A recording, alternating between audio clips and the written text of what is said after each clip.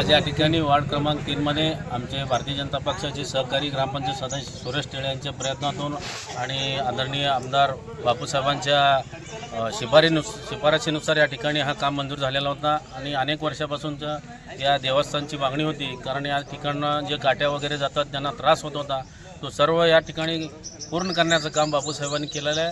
त्यामुळे मी संपूर्ण ग्रामस्थांच्या वतीनं पहिल्यांदा त्यांचा आभार मानतो।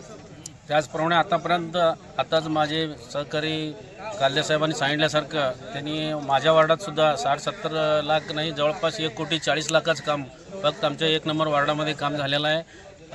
असंच प्रत्येक वार्डामध्ये या वार्डात निधी दिला नाही असं कुठं झालेलं नाही।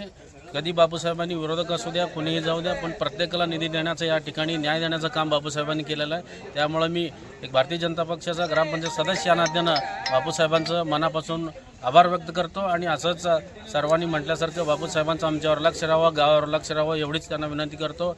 आणि मी स्वतः प्रस्ताव दिलेला आहे, ग्रामसभेतनं प्रस्ताव पाठवलेला नगर परिषदेसाठी, त्याचा पाठपुरावा बापूसाहेबांनी करावा अशी विनंती करतो। नमस्कार, मी शिवराज जगदेव कालदे, भारतीय जनता युवा मोर्चा तालुका उपाध्यक्ष।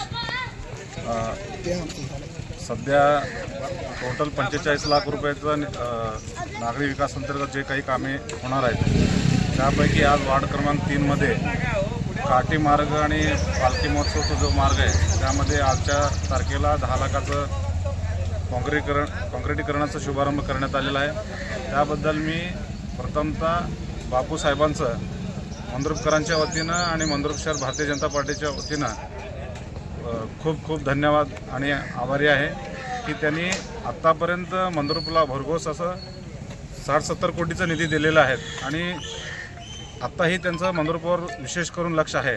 आणि आता टोटल 45 लाखामध्ये 10 लाख झालेलं आहे, अजून 35 लाखाचं काम चालू आहे आणि आमच्या 1 नंबर वार्डामध्ये जवळपास 45 ते 60 लाखाचं निधी दिलेले आहेत आणि अजून रस्त्यांच्या कामासाठी मंजुरी प्रस्ताव पाठवलेला आहे, ते पण मंजूर होण्याच्या मार्गावर आहेत। अशा प्रकारे विकसनशील नेतृत्व जे आम्हाला लाभलेलं आहे माननीय आमदार सुभाष बापू देशमुखांचं, आणि मी एक नागरिकाच्या मंद्रुपकरांच्या वतीनं मी त्यांना विनंती करतो की मंद्रुप हे ग्रामपंचायत हे नगर परिषद व्हावं। अशा प्रकारे बापूंचं मंद्रुपवर लक्ष आहे आणि कायमस्वरूपी लक्ष राहावं असं मी विनंती करतो। धन्यवाद।